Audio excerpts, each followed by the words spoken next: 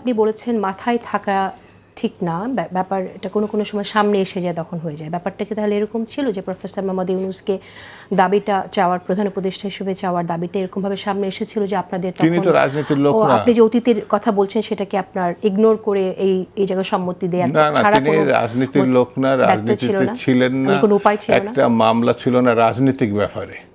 একদিনে হাসিনার বিরুদ্ধে রাস্তায় নামেননি, তো তার কাছে আমরা তো প্রত্যাশা করতে পারছি না।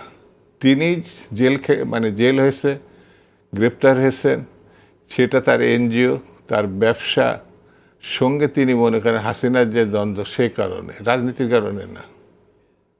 সেই জন্যে যারা রাজনীতি করেন তাদের মধ্যে দিয়ে এবং রাজনীতির কাছাকাছি অনেক মানুষই আছে, রাজনীতির সঙ্গে নাই, কিন্তু ওই সময় হাসিনার বিরুদ্ধে প্রোটেস্ট করেছেন, তারা কষ্ট ভোগ করেছেন, মামলার মুখোমুখি হয়েছে, অনেকে আছেন।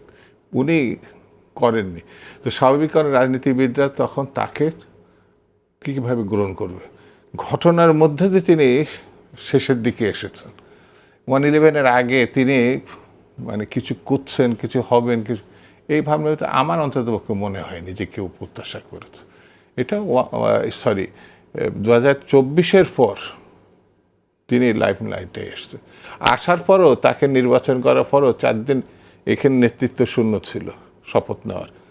তিনি তখন অলিম্পিক উদ্বোধন করছেন, যেহেতু তিনি আন্তর্জাতিক ব্যক্তিত্ব। আমার প্রশ্ন হচ্ছে, যদি আমি আরেকটু স্পষ্ট করি বলি, সেটা হচ্ছে আপনারা তাকে পূর্ণ সমর্থন দিলেন না, এখনো সমর্থন আছে না, সমর্থনটা এমন ভাবে আছে যে পাশাপাশি আপনাকে আবার বলতে হচ্ছে পদত্যাগ করার জন্য, পদত্যাগ করে ছাত্রদের দলের দায়িত্ব নেওয়ার জন্য। উনি যেটা প্রত্যাশা করছেন ওনার দলের ঠিক এমন কি ঘটলো যে আপনি এই এরকম এটা আপনি অন্যভাবে ব্যাখ্যা করছেন।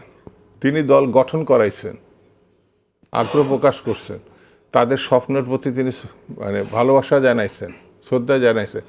সেই স্বপ্নের মধ্যে যারা আছে তার মধ্যে একজন মিস্টার সার্জিস, তিনি তাকে 5 বছর প্রত্যাশা করছেন।